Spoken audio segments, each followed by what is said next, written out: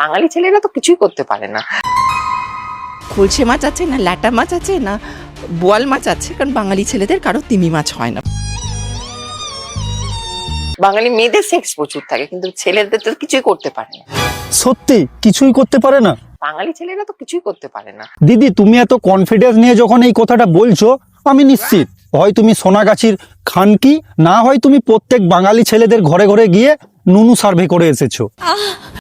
আমার পোতে কত দম থাকলে সে সাঁতার কেটে দেখাতে পারে, আমি দেখবো। তারপর তোমার কথা শুনে মনে হচ্ছে তুমি 60 ঘাটের নয় 12 ঘাটের জল খেয়ে ফেলেছো, দিয়ে সেই জল এখন পেটে সহ্য হচ্ছে না, উগড়ে বেড়াচ্ছ। 8 to 9 ইঞ্চি হলে তবে প্রেশার পাবে, বুঝতে পারছো? বাবা রে, তাহলে তুমি হাতির ওইটা নাওগা।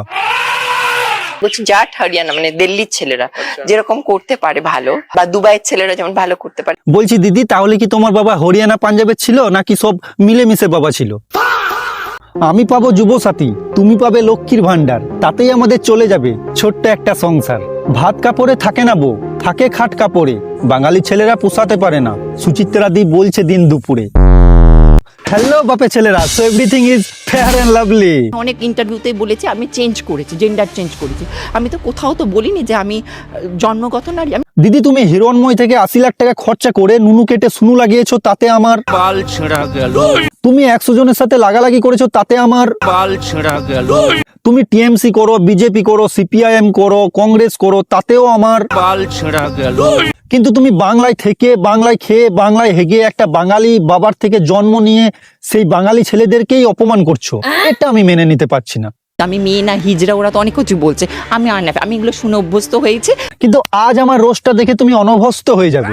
সরি, হ্যাঁ আমার পোতে কত দম থাকলে সে সাঁতার কেটে দেখাতে পারে, আমি দেখবো। তারপর না, আমাদের দম নেই গো। তুমি 8 লাখ টাকা কুয়ো বানিয়েছো 80 লাখ টাকা কামানোর জন্য, আমাদের এত টাকা নেই গো।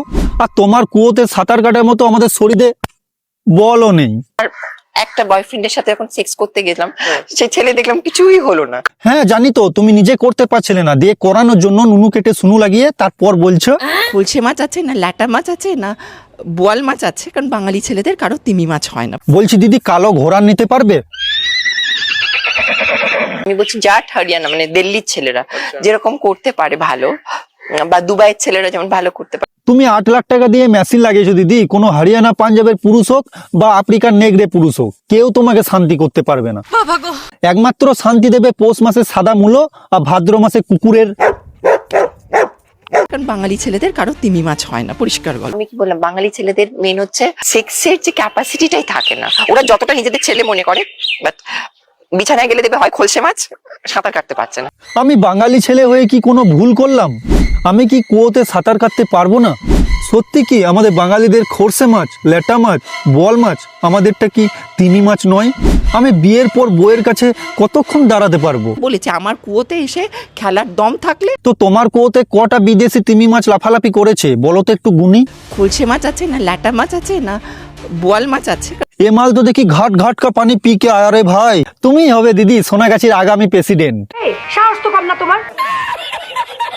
শুভ বুদ্ধি সম্পন্ন মানুষ, যার পেটে একটু লেখাপড়া জানবে। এই যে আপনি কত শিক্ষিত সেটা আপনার কথা শুনেই বোঝা যাচ্ছে। আমি পাইলট হতে চেয়েছিলাম, বলিউডের হিরোইন হতে চেয়েছিলাম, দিয়ে এখন পানু সিনেমার হিরোইন হয়ে বসে রইলে। একটা 8 থেকে 9 ইঞ্চি হলে তবে একটা মেয়ে কিছুটা প্রেশার পাবে। পরিশ্রম করতে থাকো দিদি, একদিন না একদিন 9 ইঞ্চি নয় 18 ইঞ্চি পাবে। মিনিমাম একটা ছেলে যদি 45 মিনিটস করতে পারে।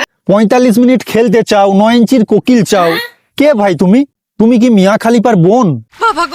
লাগিয়েছো তো ফোল্ডিং সিস্টেম মেশিন 8 লাখ টাকা দিয়ে। আর আমি 8 লাখ টাকা দিয়ে ভেজাইনা বানিয়েছি। আমি অনেক ইন্টারভিউতেই বলেছি আমি চেঞ্জ করেছি, জেন্ডার চেঞ্জ করেছি।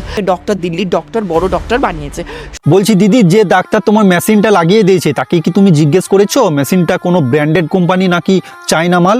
কারণ চায়না মাল হলে প্রবলেম আছে। খুদা না খাস্তা কোনোদিন যদি সেরকম বাঙালি ছেলে তোমার কুয়োতে লাভ দেয়, তখন কিন্তু খুলে বেরিয়ে চলে আসবে তোমার মেশিন। কি বলছিস তুই? আর তোমার অন্নপ্রাশনের ভাত বের করে ছেড়ে দেবে। তখন বুঝবে যে বাঙালি ছেলে কাকে বলে। আর সব বাঙালি ছেলেরা এক হয় না, আর সব বাঙালি ছেলেদের লেটে মাছ হয় না। খলসে মাছ আছে না ল্যাটা মাছ।